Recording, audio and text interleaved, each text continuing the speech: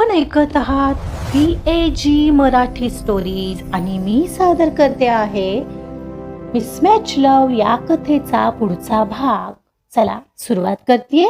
Mismatch love भाग 60. कार्तिक एका अर्ध्या पाऊण तासाने त्याचा राग थोडा शांत झाल्यावर रूम मध्ये परतला. पाहतो तर गार्गी अजूनही गॅलरीत तशीच उभी होती. त्याने उपहासाने डोळ्यांची उघडझाप केली आणि तिच्याकडे न पाहताच दुरूनच कोरड्या आवाजात तिला बजावलं, जाऊन झोपलीस तर बरं होईल. फ्लाईट बरोबर पहाटे 6ची आहे. सो सकाळी मला उशीर झालेला चालणार नाही. एवढं बोलून तो तडक फ्रेश व्हायला निघून गेला. गार्गी काही वेळ तिथेच उभी राहिली, मग आत आली. ती फ्रेश होऊन येईपर्यंत कार्तिकने आधीच बेडवर उशांची भिंत उभी केली होती आणि तो झोपलाही होता. तीही मग फ्रेश होऊन आली आणि तीही उशांच्या बाजूला आडवी झाली. दोघंही बेडच्या दोन टोकाला झोपलेले खरे, पण दोघांच्याही डोळ्यात कसलीच झोप नव्हती. दोघंही नकळत एकमेकांचा विचार करत होते. कार्तिक तिचा विचार करण्याचं थांबवण्यासाठी आणि गार्गी तो खरा काय आहे हे तिला समजत नाही म्हणून. कार्तिक आता मनोमन ठरवत होता, मी आता इथून पुढे तिच्याशी आधीसारखाच वागणार. तिच्याबद्दल जास्ती विचार करणार नाही, नाही तिच्याकडे पाहणार, जेणेकरून तिच्याबद्दल काही फिलिंग्ज वाटायलाच नको. आणि ती विचार करत होती की त्याने अशी न सांगता आताही मनानेच उशी दोघांमध्ये ठेवलेली आणि काल रात्रीही तर ठेवलेली. मी रागाच्या भरात फारच बोलले का? पण त्याचं आधीपासून हेच तर रूप मी पाहिलंय. फक्त मशीनवालं, स्वार्थी आणि एक कठोर बिझनेसमॅनवालं. आणि आता तो असा अचानक वेगळं का वागतोय काहीच कळत नाहीये. नेमका खरा कुठला काहीच कळत नाही. पहाटे 3चा अलार्म वाजला तसा कार्तिक उठला आणि त्या आवाजाने तीही उठून बसली. दोघांनी आवरून घेतलं आणि 3:30च्या सुमारास दोघंही एअरपोर्टला जाण्यासाठी निघाले. खाली जायचं म्हणून ती तिची बॅग घ्यायला तिच्या बॅगेजवळ जाणार, तर त्याआधीच त्याने ती घेतली आणि दोघांच्या बॅगेसोबत तो तिच्या आधीच तिथून बाहेर पडला. गार्गीला मात्र त्या छोट्या छोट्या कृतीतून आज वेगळंच काहीतरी दिसत होतं. तो बोलत नव्हता तरीही न सांगता न बोलता तिची मदत करत होता आणि त्याचं असं वागणं तिला आणखीन बुचकळ्यात पाडत होतं. त्याच्या पाठोपाठ ती देखील संभ्रमात खाली आली. तिथे ऋषी आधीच गाडीजवळ तयार उभा होता. तिघेही कारमध्ये बसले आणि कार एअरपोर्टच्या दिशेने धावू लागली. गाडी एअरपोर्टवर पोहोचेपर्यंत गाडीत अतिशय नीरव शांतता होती. तो आता तिच्याशी काही बोलत नव्हता, ना कसल्या सूचना करत होता, नाही तिच्याकडे पाहत होता. एअरपोर्टवर पोहोचल्यावरही कार्तिक बस तिथल्या फॉर्मॅलिटीज पाहत राहिला.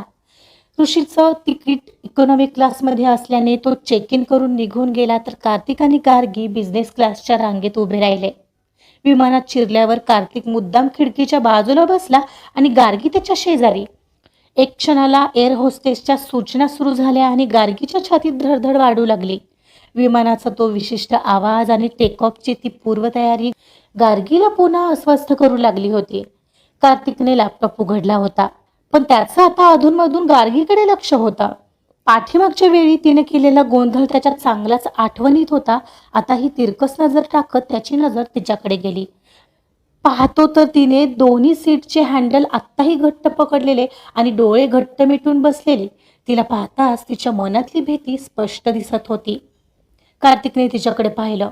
तिची ही अवस्था पाहून त्याने शांतपणे आपले एअरपॉड्स काढले आणि गार्गीच्या कानात बसवले. अचानक कानात संगीत वाजायला लागल्यावर ती दचकली आणि तिने डोळे उघडले. पाहते तर कार्तिकने दुसऱ्या कानात एअरपॉड घातला आणि आता तिच्याकडे न पाहताच तिच्या डोळ्यासमोर आयपॅड पकडला होता. तिला तो पाहायला खुणावत होता. तिने संभ्रमातच तो पकडला आणि त्यावर लावलेलं सॉन्ग पाहू लागली. Hearts beats fast colours and promises.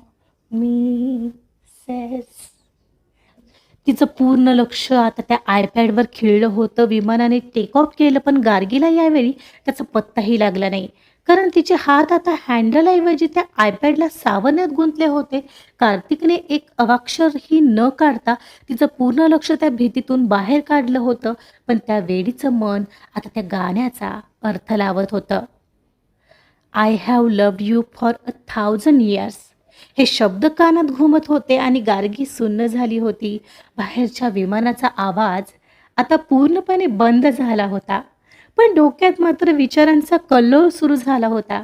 तिने त्या आयपॅडच्या स्क्रीनवर येणाऱ्या शब्दांकडे पाहिलं आणि मग चोरून बाजूला बसलेल्या कार्तिककडे. तो मात्र आपल्या कामात पूर्णपणे गढून गेला होता. त्याचा चेहरा निर्विकार होता. तो पुन्हा त्याच मशीन मोडमध्ये गेला होता. गार्गीचं मन मात्र भलत्याच प्रश्नात अडकलेलं. हा का करतोय माझी मदत? का फक्त इतरांसमोर त्याच्या प्रतिष्ठेला धक्का लागू नये म्हणून, की आणखीन काही? आणि वरून हे गाणं? भावनाहीन व्यक्तीला अशी भावनारहित गाणी आवडतात? हे एक जगातलं 8वं आश्चर्यच आहे. I don't believe. गाण्याचे शब्द कानावर पडत होते आणि मग फायनली तिने विचार केला की त्याला कदाचित फक्त तिला शांत करायचं असेल. पण हेच गाणं का? हे गाणं निवडून त्याला नक्की काय सिद्ध करायचंय? जर तो खरंच इतका प्रॅक्टिकल आणि कोरडा बिझनेसमॅन आहे, तर हा अचानक बदलतोय की मी त्याची ही साईड पहिल्यांदाच पाहते? ओ, असं तर नाही ना की हा कार्तिक इनामदार प्रेमात तर नाही पडलाय ना कोणाच्या?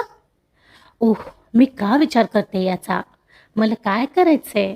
हो, जास्त विचार करायची गरज नाहीये गार्गी. कदाचित त्याला फक्त तू मागच्या वेळीसारखं गोंधळ माजवू नये असं वाटत असेल. म्हणून हे सगळं, बाकी काही नाही. त्याच्या आयुष्यात खरंच कोणी असेल का? असू शकेल म्हणा. इतका मोठा बिझनेसमन आहे तर नक्कीच असेल ही.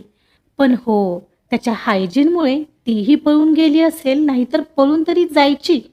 तिला एकदम हसू आलं. तिने हसतच तोंडावर हात ठेवलेला एवढ्यात त्याची नजर एकदम तिच्यावर आली. दोघांची एक क्षणभरासाठी नजरानजर झाली. तसं गार्गीने तिची नजर पटकन आयपॅडवर वळवली, जिथे आता दुसरंच गाणं सुरू होतं. त्या नजरानजरेत तिचं हृदय मात्र जोराने धडधडलं होतं. ती आता समोर चाललेलं गाणं पाहत जरी होती, तरी तिचं मन मात्र कार्तिकच्या या न उलगडणाऱ्या वागण्याचा विचार करण्यात हरवलेलं. इकडे कार्तिकलाही तिच्याशी झालेल्या या सेकंदभराच्या नजरेने हृदय थांबलेलं. पण त्याने आता जाणीवपूर्वक तिच्याकडे दुर्लक्ष केलं. मला आता तिचा विचार करायचा नाहीये, असंच तो वारंवार स्वतःला बचावत होता. पुणे एअरपोर्टवर विमान लँड झालं तेव्हा कुठे गार्गी भानावर आली. विमान थांबल्यावर तिने संकोचाने ते एअरपॉड्स काढले आणि आयपॅडसह कार्तिक समोर धरले. कार्तिकने तिचे आभार मानण्याची संधीही दिली नाही. त्याने एक शब्दही न बोलता ते त्याच्या बॅगेत ठेवलं आणि तो सीटवरून उठला. त्याच्या या वागण्याने गार्गीच्या मनात तयार झालेला तो थोडासा हळवा खोपरा पुन्हा एकदा कराराच्या त्या कठोर वास्तवात येऊन ठेपला. तो पुढे चालत होता आणि ती त्याच्या मागे. आपापलं लगेज घेताना ऋषी त्यांना भेटला आणि मग ते एअरपोर्ट बाहेर जायला निघाले. ऋषी, शंकरला फोन केलास का? कार्तिकने विचारलं. सर, मी त्याला ऑलरेडी कॉल केला होता. तो गेटवर उभा आहे. Okay, let's go then. आणि तू कसा जाणार आहेस? मी कॅब बुक केली आहे सर. ओके, आय होप सुट्टी घेणार नसशील आज. नाही sir, I will be on time in the office. That's good. See you soon. दोघंही बोलत वेगाने पुढे निघाले होते. गार्गीला त्यांचा वेग पकडताना दमछाक होत होती, पण तिच्याकडे आता त्याचं लक्षही नव्हतं. एअरपोर्ट ते इनामदार व्हिला या प्रवासात ही पुन्हा गाडीत कमालीची शांतता होती. गार्गी खिडकीबाहेर बघत होती, पण तिच्या डोक्यात अजूनही 1000 इयर्स हे गाणं आणि कार्तिकची बदललेली ती दुसरी बाजू होती. कार्तिक मात्र पुन्हा आपल्या लॅपटॉपमध्ये मान घालून बसला होता. तिला आता त्याचा हा सायलेन्स नेहमीपेक्षा शांत आणि भकास जाणवत होता. मग तिनेही तिचं लक्ष काचेबाहेर वळवलं आणि मग मनात बुटीकमधल्या कामांची बेरीज सुरू केली. तिलाही घरी गेल्यावर बरीच कामं होती. आज बुटीकमध्ये जाऊन क्षितीचा उरलेला ड्रेस संपवायचा होता आणि मिस मुंबईच्या स्पर्धेचीही तयारी करायची होती. शंकरने गाडी इनामदार व्हिलाच्या पोर्चमध्ये थांबवली. गाडी पूर्ण थांबवायच्या आतच कार्तिक दार उघडून बाहेर पडला आणि तडक घरात शिरला. गार्गी मात्र संथ पावले टाकत मनावर ओझं घेऊन मागे चालली होती. हॉलमध्ये शिरताच गायत्री मॉम समोर आल्या. कार्तिकला पाहताच त्यांच्या चेहऱ्यावर एक सूचक हसू आलं. आलास कार्तिक, कशी झाली बिझनेस ट्रिप? त्यांनी विचारलं. हो, छान झाली मॉम, कार्तिक म्हणाला आणि बोलतच तो पायऱ्यांकडे वळला. एवढ्यात मॉमने त्याला जिन्याच्या आधी चढवलं.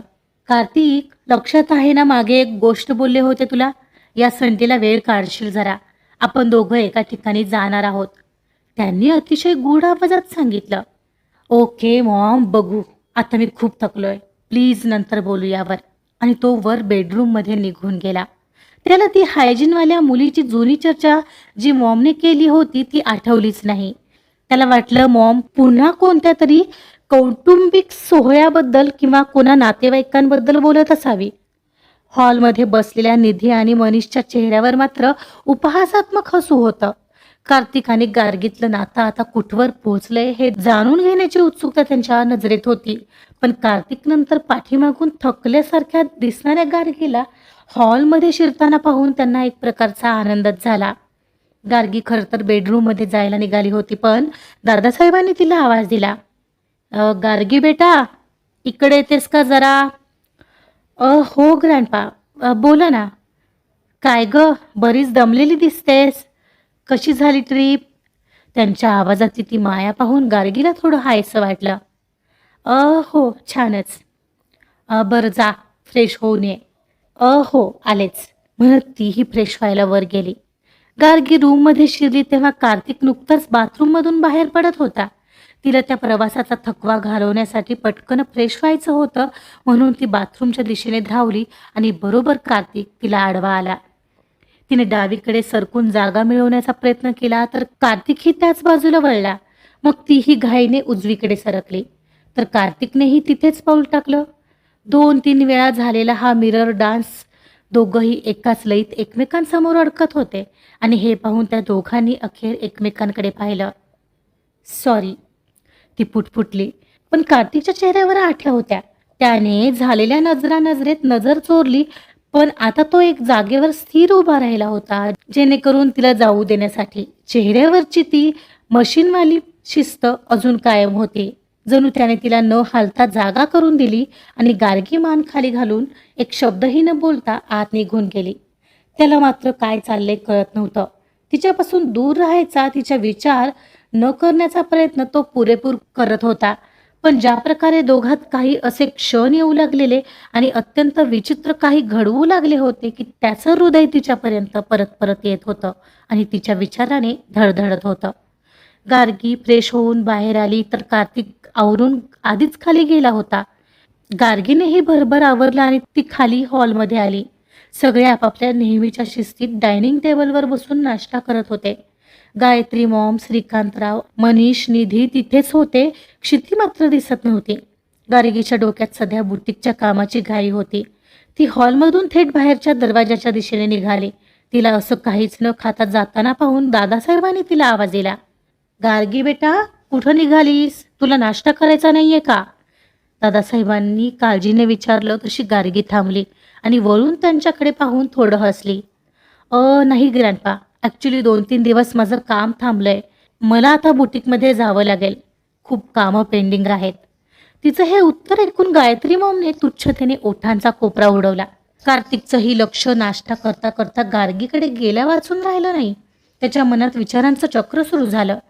काल रात्री फर्नांडिस यांच्या पार्टीत ते तसंच झालं आणि ती काल रात्रीही नीट जेवली नव्हती आणि आताही तशीच निघून चालली आहे.